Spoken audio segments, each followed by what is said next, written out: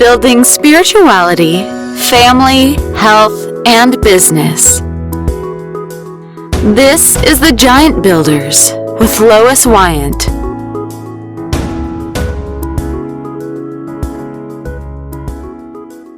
Hey, Giant Builders, it's Tuesday again at 2 o'clock, and I am here with Aubrey Reinmiller. And she is a certified personal trainer, which I think is pretty exciting. She's a licensed physical therapist assistant and functional aging specialist, which means that I fit into your category. Isn't this exciting to be old? I'm so happy. She owns Vitality Fitness and Wellness, and her mission is to coach people over 50, which I will tell you, I will be 60 in March, so I qualify. So welcome, Aubrey. I'm so happy to have you. Nice. Thank you so much for having me. It's lovely to be here. Tell me, what makes you want to work with people my age?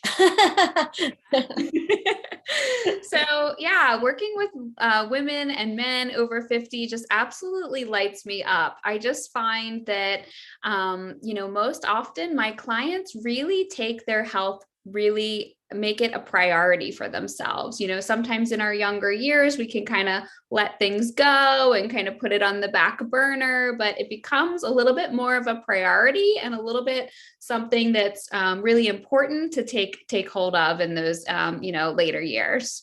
No, that is a very good point. I mean, truly, I think that I'm so much more conscientious about my health now. Whereas, like you said, like in my 20 ranges, it was just kind of like more, I think in that age range, it was more of just survival through the day, Right. Raising children, making sure everybody's fed, nobody died that day. That was the goal.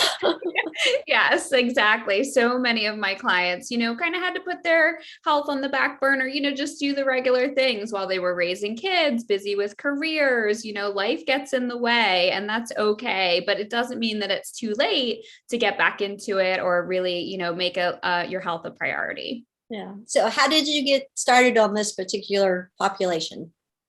Yeah. So I actually started my career in physical therapy before I was a personal trainer and fitness coach.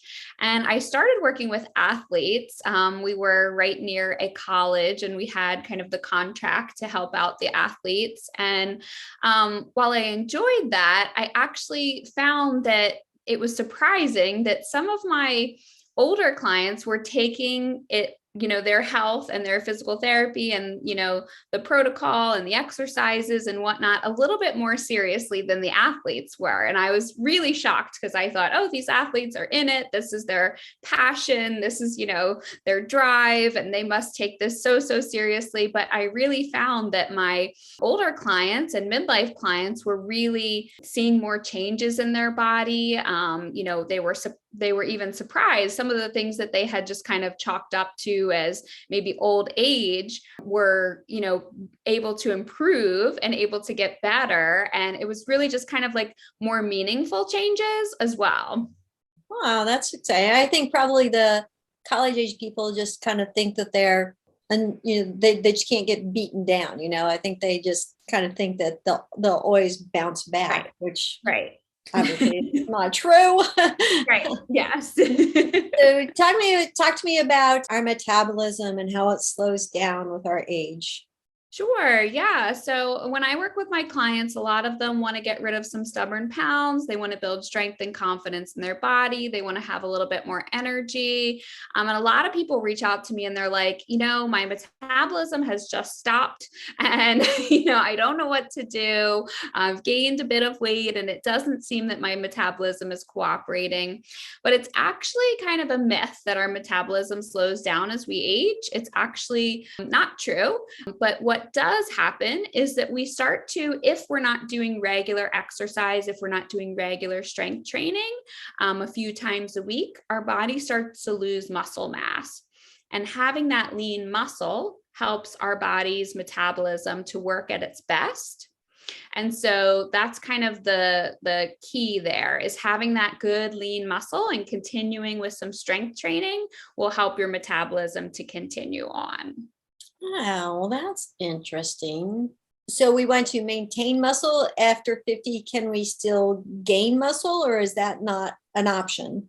Yeah, you can still build muscle even up into your 90s. You can still build muscle. You need to be working with the right weights for your body, the right resistance for your body, and doing it a few times a week. So I recommend my clients to work out 2 or 3 times a week, anywhere between 20 and 40 minutes for a good strength training routine.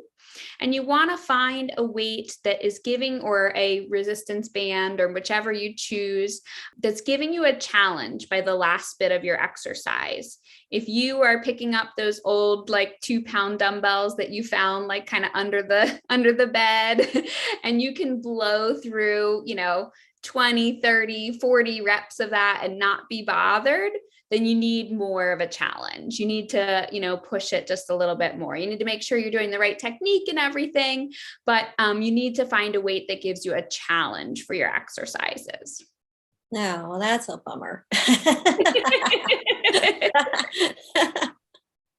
Right. So what are some common mistakes that people make with their fitness, especially people over 50? Yeah. So the first mistake that I see is that, when people talk about getting back into exercise, they think, okay, well, let me just get on the treadmill, or, get out there and do some walking, or just only focus on cardio. And walking is super important. Cardio is important. There's some tips that I have to kind of make it a little bit more effective, where you might do some interval training with your cardio to make it a little bit more effective. But the most important thing is not just focusing on that cardio, but also adding in that strength. Because like I was talking about, we just kind of naturally lose that muscle mass if we're not paying attention to it and working on it as we age. So it's really important to continue and add in that strength training as well. So that's the first mistake that I see often, is people just kind of, oh, I'm going to get back to exercise and walk, without focusing on that strength training. And then the other problem that I see, or mistake that I see, is people going to the extreme, going from 0 to 60 real super fast, right? I think it comes from people, just maybe not focusing on their health for so long and feeling maybe so far behind that they have this drive to kind of make up for it or something, right? And so they may search out a program that's not the right fit for them, or they may push themselves too hard. Or very often I've heard of people working with inexperienced trainers who think that they can push you to the max and, make you sweat and make you, feel like you're going to die that first workout, and make that feel like a success for them. But the better routine would be to start kind of slow and steady and work your way up. Starting with a program where, you're not absolutely 1000% challenged the first time you do it, but that's good, because you're going to stay motivated more so than if you were pushing yourself to the extreme. You're more likely to kind of lose your energy, lose your motivation, and not really stick with it. And sometimes even get injured along the way. Yeah, I think injury is a concern too, especially for that age range. Yeah. Talk to me about building strength and getting rid of stubborn pounds and gaining vitality. What are your bases, or your pillars to do that? So in my programs, we focus on, body-friendly movements. It's really important that you're finding the right exercises for your body.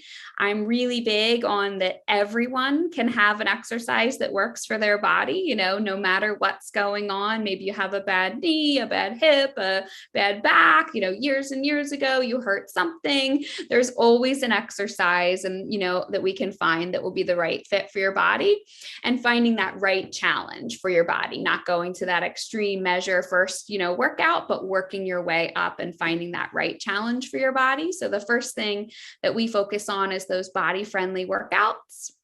And then the next thing is through our metabolism boosting nutrition. So, everybody wants that metabolism to be working just so. And so there's some small changes, again, not to the extremes, but some small changes that can help you to boost your metabolism, like having the right amount of protein or fueling your body with good veggies and protein. Those are kind of like the first steps for that metabolism boosting nutrition. And then the final piece of our programs is that motivation. We find that the number one problem is motivation, right? We all have the best intentions. We all have, great goals for ourselves, and, following through with them and staying motivated the whole way is tricky when you're working out on your own. But having someone like myself and a community of people who are, your peers with similar goals and similar struggles and, similar wins, similar problems is a great way to keep motivated and keep on with it. Well, talk to me about your setup. So is it one-on-one, or are you doing group exercises, or how do you process that? Yeah. So all my programs are virtual, and we do small group personal training through Zoom. We also offer private personal training. That tends to be for people that like a more personal touch, or just don't really like the group environment, or maybe they have something a little bit more complex going on with their health. But most of our people start in our small group personal training on Zoom, 45-minute workouts. We do a full body warm up, a good strength and conditioning session in the middle, and then a full body stretch at the end. Women have the flabby parts, and everything between our chest and our knees. Yeah. It's out of proportion. So, I'm almost 60. Can I do something about that?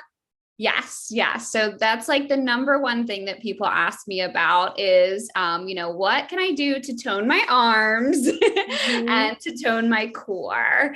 And it is very possible. First things first, it's very possible. But second thing is it's not always about spot treatment. Sometimes it's just about getting that full body workout and kind of addressing your nutrition for that full picture, rather than just targeting just core exercises or just arm exercises. You might find a little bit more bang for your buck if you're working on kind of your whole body for the workouts, as well as a little bit of the nutrition as well. Well, what does a first meeting with you look like? Yeah, so I meet privately with people who are interested in working with me, and we talk a little bit deeper into what your goals are, what you've tried before, what you've struggled with, what's worked, what hasn't worked.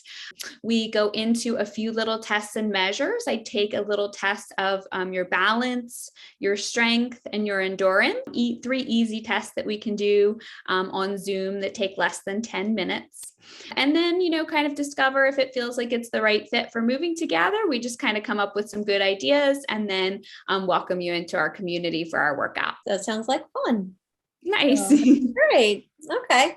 Any closing thoughts? I just appreciate you having me here. So wonderful. And I do have a free guide that I'd be happy to give to listeners. My Thrive After 55 Quick Start Exercise Guide has some great workouts in there, as well as, what types of exercise are best and how much to do, when to do it, all the details in there, kind of like an easy roadmap. Oh, great. All right. Well, I'll include that link then below the podcast. So that's wonderful. Thank you for the gift. Awesome. All right. Well, thank you so much. Where can people find you? Oh, yes. You can find me at my website. It's vitalityfit, the letter N, well.com. Well, I appreciate your time and your input. So Giant Builders, if you're like me and you're over 50 and almost 60, this could be a great opportunity to make sure that you can still chase down those grandchildren. Okay.